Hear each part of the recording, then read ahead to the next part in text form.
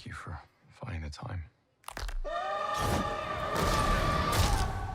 I will admit, it's not entirely unpleasant seeing you again. Hello, and welcome to my first video ever. I'm gonna play it by ear when it comes to how long these reviews shall be and the content that falls within them. That being said, I'm really excited. My opinion is by no means fact, so I strongly encourage you to let me know your thoughts in the comments below. I will do my very best to respond to every single one of them. Without further ado though, let's address the question every single person had on their mind before going into this series for the first time. Does Daredevil Born Again on Disney Plus live up to the legacy Netflix left behind with its 3 fantastic seasons? TLDR, the answer is unequivocally yes. It absolutely does. The action, the dialogue, the symbolism, the pacing, it all feels like a re energized and reinvigorated version of its predecessor. There were certainly moments where the differences were tangible. The CGI really stands out in the first few minutes, but I wouldn't say I mind these distinctions at all. At its very core, Daredevil Born Again recognizes the strengths of the world inhabited by the Devil of Hell's Kitchen. We know better than to doubt Charlie Cox at this point. Matt Murdock is beyond believable and relatable. He is being pushed to the very edge of his mental faculties, and that is the very area in which his character thrives.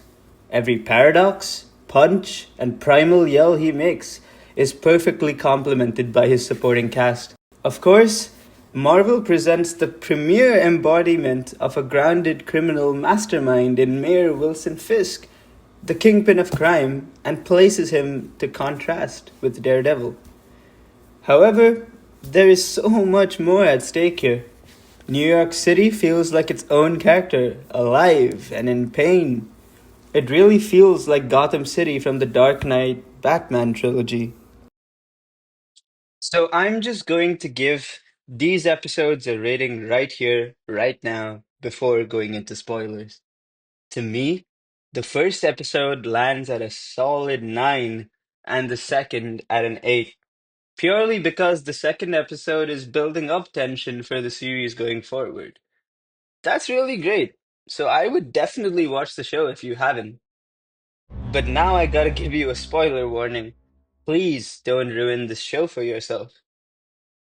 Okay, if you're sticking around, I'm sure the other YouTube content creators like Angry Joe or Jeremy Johns, who I am inspired by personally, are diving deep into this episode, but I haven't watched their opinions yet, and I think that's for the best. I want to give you my purest take possible.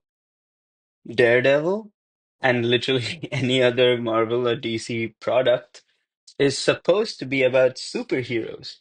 We cannot analyze it without some suspension of disbelief or attention to detail. With all that out of the way, I just gotta address that opening more than anything else. It really sets the tone going forward. Wow, they really just took out one of the Holy Trinity characters in Foggy Nelson. Remember, as Daredevil told you, of course, only his mother called him Franklin.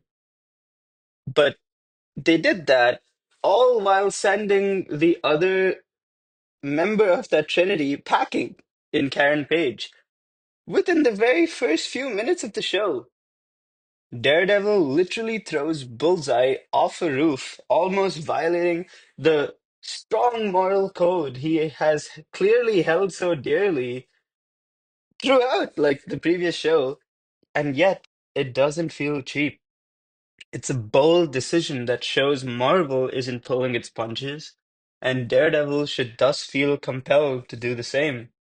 We have a villain who is so unhinged that he delivers these flawless electoral speeches, but he still needs to go to couples therapy when he is left speechless with his wife.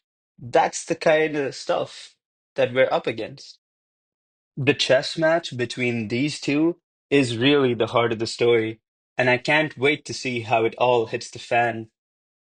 Again, I find myself hard pressed not giving this show an A-tier rating from what I've seen. It's beyond a faithful adaptation that holds the same actors or same stunt coordinator. It's what comes next. Reminiscing over the past is certainly alluring, but I'm all for something new. But hey, that's my opinion. What's yours?